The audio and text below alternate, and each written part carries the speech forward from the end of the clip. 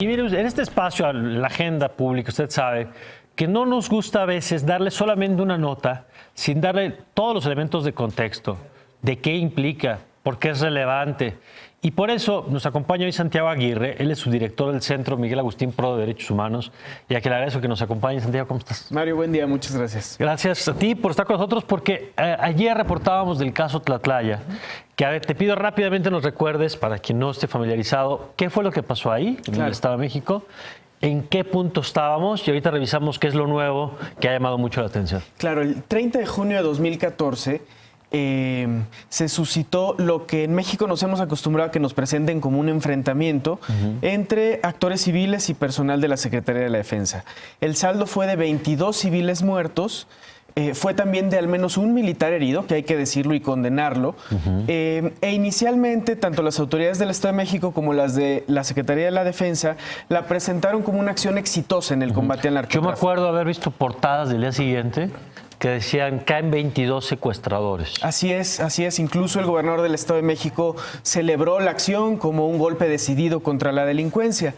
Posteriormente, gracias, y también hay que subrayarlo, al trabajo de periodistas que fueron a campo a tratar de documentar, se empezaron a encontrar irregularidades en la escena de los hechos. Y posteriormente, gracias al testimonio valiente de una de las sobrevivientes, se pudo establecer que habían habido al menos dos momentos esa noche. Un momento inicial donde efectivamente hay un intercambio muy intenso, muy violento entre las personas que estaban en la bodega de Tlatlaya y el ejército, pero después hay un segundo momento donde un grupo de personas todavía indeterminado es privado arbitrariamente de la vida por elementos del ejército que entran a esa bodega y les ejecutan arbitrariamente. ¿Cuántas personas? Aún no lo sabemos con exactitud, Mario. PGR dijo que 8, con trabajo pericial. CNDH dijo entre 12 y 15. Es decir, que no murieron en un enfrentamiento, sino que ya cuando estaban sometidas las mataron. Es decir, que cuando ya estaban sometidas fueron privadas de la vida, cuando lo que correspondía era en todo caso que fueran detenidas y llevadas ante las autoridades competentes. Se lleva la investigación. Se detiene en un momento incluso algunos elementos de las Fuerzas Armadas. ¿Y qué pasa? Así es, PGR presenta una acusación, concluye que en efecto 8 personas fueron ejecutadas. Esa acusación motiva que un juez inicie un procedimiento que dicte un auto de formal prisión, pero posteriormente esa resolución inicial es revertida por un tribunal que considera que la investigación todavía debe perfeccionarse y, diciéndolo llanamente, regresa el expediente a PGR para que mejore la indagatoria y vuelva a acusar. Sin embargo, en ese momento se genera un impasse. PGR se vuelve una instancia poco proactiva, la investigación se queda sin avances y en ese momento nos encontrábamos hasta antes de esta resolución. ¿Y esta resolución qué dice? ¿Que tienen que volver a investigar? En esta resolución... O sea, la resolución no determina si hay culpabilidad o no. ¿Qué es lo que le está diciendo el juez? El juez le está diciendo a la PGR, ha sido omisa en esclarecer los hechos, ha sido omisa en investigar y debes perfeccionar tu expediente para presentar una acusación y dar con la verdad, sobre todo. Para eso el juez, en un ejercicio muy interesante de contrapeso del Poder Judicial, porque es una instancia jurisdiccional que le dice a PGR, debes investigar e investigar bien, le marca unos mínimos que la PGR debe cumplir. Y básicamente el juez le dice, frente a un hecho de esta trascendencia, PGR debería tener un plan de investigación mucho más claro para dar con la verdad. Y en este plan, y eso nos parece fundamental, el juez le dice a PGR, debes esclarecer ¿qué pasó con la orden que tenía la unidad militar involucrada en los hechos? Porque en el caso Tlatlaya, el Centro PRO logró documentar, Mario, como lo recordarás, que la unidad implicada había recibido unos días antes una orden muy preocupante. Una orden que literalmente decía que la tropa debería abatir delincuentes en horas de oscuridad. Una orden que es inaceptable bajo cualquier parámetro de nuestro derecho.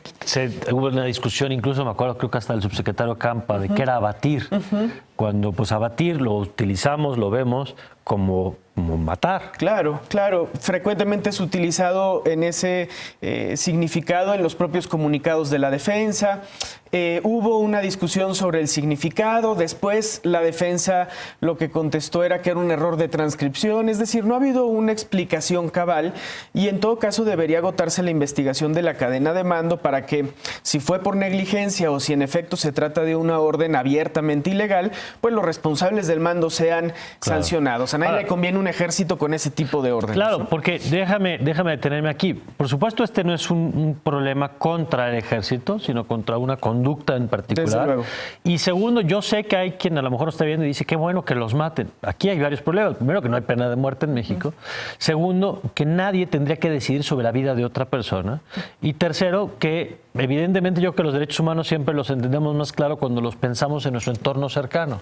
Es decir, si nosotros o alguna persona cercana a nosotros se viera sujeto a un proceso, a una acusación, con bases o sin bases, pues lo que pediríamos es que sea llevada a un juicio, se revisen los elementos y se determine si hay una culpabilidad o no, donde se pueda defender y presenten pruebas y todo. Aquí no hay posibilidad, evidentemente, ni de revisión, ni de reparación, ni de corrección, porque estas personas están muertas. Así es, Mario. A nadie escapa que el ejército enfrenta condiciones muy adversas y servidores públicos de las Fuerzas Armadas enfrentan riesgos de una magnitud muy considerable. Y que en un enfrentamiento es obvio que se tienen que defender y que tienen que desarrollar, desplegar sus estrategias y sus recursos y su entrenamiento. Si nadie está pidiendo lo contrario, ¿no? Desde luego, y sin duda la mejor manera de cuidar al ejército como institución fundamental del Estado mexicano es buscando que cuando hay alguna actuación fuera de protocolo se rindan cuentas y se den explicaciones claras. Y con esto el tema de Tlatlaya conecta con otra discusión fundamental que le has dado mucho seguimiento, que es el tema de la Ley de Seguridad Interior.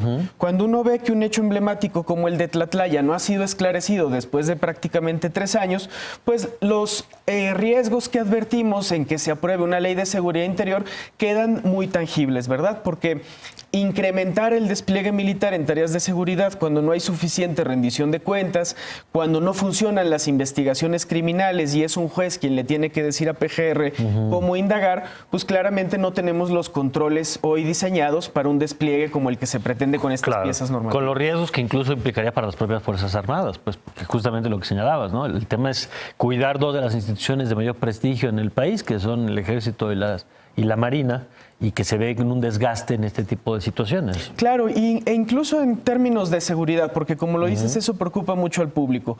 Para quienes les preocupa, como a todos los mexicanos y mexicanas, la inseguridad que hay en el país, es claro que a lo que aspiraríamos es a que cuando se presume que algunas personas cometen un delito, se les detenga, se les presente ante las autoridades para que incluso se obtenga más información sobre cómo funcionan los grupos delincuenciales. Cuando lo que se prioriza son acciones de fuerza en donde pueden resultar privadas de la vida un grupo tan amplio de personas, pues esa labor de inteligencia y de investigación queda totalmente desvanecida. Santiago, esto que nos cuentas, y bueno, vamos a ver qué pasa en este mes con lo que nos dices, determinó el juez, pero en esta discusión, y la propia discusión de la Ley de Seguridad Interior, se da en un contexto complicado en el país. Primero, con niveles de violencia altísimos. Hoy, ya lo han dicho los especialistas, estamos viviendo en este año un nivel de violencia similar o quizá más alto, por cómo pintan los números, que el peor año del sexenio pasado. Es decir, estamos a los niveles de violencia del 2011. Esto, naturalmente, a todos nos genera una sensación de preocupación, de temor, y queremos resultados. Todos queremos resultados. Y en este marco, algunas autoridades han empezado a descalificar el nuevo sistema de justicia penal bajo la premisa de que permite pues, que no los detienen o que cuando los detienen los liberan luego. Y hoy, en unas horas, se va a presentar este estudio del papel a la práctica, la aplicación de las reformas constitucionales en el sistema de justicia 2011-2016. Veo aquí el logo de la Ibero, del Centro PRO, del Instituto Mexicano de Derechos Humanos y Democracia. Cuéntanos, ¿qué es lo que hicieron? ¿Qué van a presentar? Con mucho gusto, Mario. Hoy presentamos un primer reporte que analiza 100 sentencias recientes para ver cómo nuestros jueces y nuestras juezas empiezan a aplicar las recientes reformas de derechos humanos y en materia de justicia en México. Y los hallazgos son muy interesantes, en particular sobre el tema que señalas. Encontramos que el nuevo sistema de justicia penal empieza a funcionar bien, que los jueces, sin que se hayan erradicado todas las prácticas muy arraigadas nocivas, O sea, comienzan... tortura, retención de los detenidos. Por ejemplo, Ajá. A pesar de que esas prácticas subsisten, los jueces y las juezas comienzan a ejercer un papel de contrapeso que en la cadena incentiva que las investigaciones mejoren. Por eso es muy importante hoy defender ese sistema de justicia frente a intentos que procuran llevarlo hacia atrás. Y no para defender a los delincuentes, al contrario, para que los casos no se caigan. Porque la consecuencia de que una autoridad haga mal, una procuraduría local, haga mal un trabajo de investigación, la consecuencia es la impunidad. Exactamente. Por ejemplo, mucho se ha puesto el foco en los últimos días en que los jueces y las juezas no están dando la prisión preventiva en todos los casos que deberían y que personas vinculadas a la delincuencia peligrosa se están recuperando su libertad muy rápidamente. Eso en realidad no es un problema de jueces y juezas, no es un problema del nuevo sistema de justicia, sino que es un problema de que nuestros fiscales tienen que argumentar mejor la necesidad de la prisión preventiva. Pero el sistema está funcionando, empieza a dar resultados y sería muy penoso que cuando vemos que puede ser una buena respuesta a la situación de violencia, lo llevemos hacia atrás aprovechando esta situación de miedo y zozobra que la que tenemos. Algunos legisladores han dicho, tenemos que revisar, tenemos que corregir algunas cosas, revisar el catálogo de delitos graves, los que tienen prisión automática para que no dependa o del fiscal o del juez. En ese sentido, ¿qué balance hacen? Si hay elementos que se tendrían que corregir o así como está, según este reporte, debe mantenerse. El reporte lo que propone es seguir en la ruta en la que vamos, acelerar la implementación de la reforma.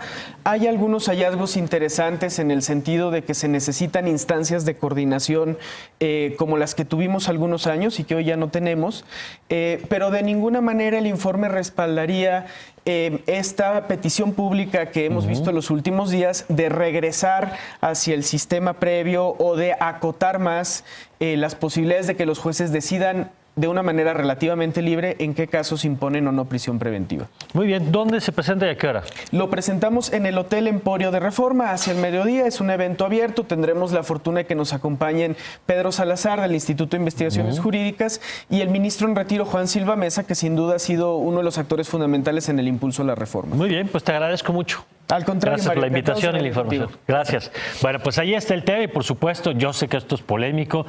Entiendo, con la sensación de inseguridad que tenemos, de pronto pareciera que estamos dispuestos a aceptar lo que sea, si eso nos garantiza tranquilidad. Lo cierto es que necesitamos más seguridad, incluso seguridad jurídica, y no menos.